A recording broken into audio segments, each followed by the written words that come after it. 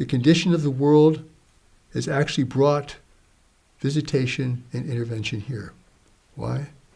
Because worlds like ours are so rare in the universe. Beautiful terrestrial planets with a grand diversity of life. An universe of barren worlds, my goodness. So certainly, when this begins to happen, and this happens perhaps often, when technological races begin to outstrip their world's resources, intervention happens. It's a sign. It's a sign to others in the universe to take note, for they may have an interest in this world as well.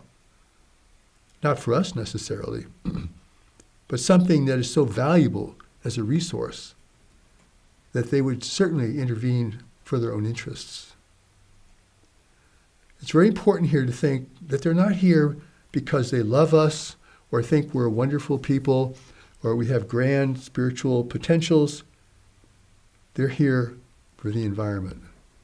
You know, this is really important because environment is the most important thing. Environment in our world seems to be way down the list of priorities for most people. Maybe it's not even on their list. But it really is the most important thing, because if that environment changes, everything changes. The world is now heating with every passing day. It creates wild weather, sometimes more extremely cold, sometimes more extremely hot, but overall hotter. It's changing people's lives. It's changing the dynamics of our world. It's changing the stability of our world. It's also a sign for visitation intervention to take place. These two great events, which are going to shape the future of our world, are really connected to each other. If environment is the most important thing, and we're sitting on an environment of grand and great value, and we're destroying it, wouldn't that create visitation and intervention?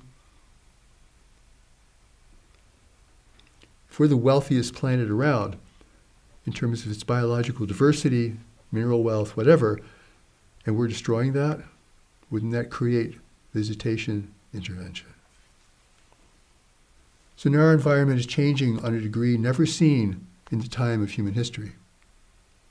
Every degree that the planet warms will change the outcome for humanity, everywhere. Our ability to grow food, access to water, everything. So there's nothing really bigger than this in terms of our future and our security and our well-being and our stability, because if countries start fighting each other over fundamental resources, well, we're going to have a world at war, like in a big way. Not one grand war, but many wars. Wars over resources, water. What's more precious than water? See, this is why the world needs you.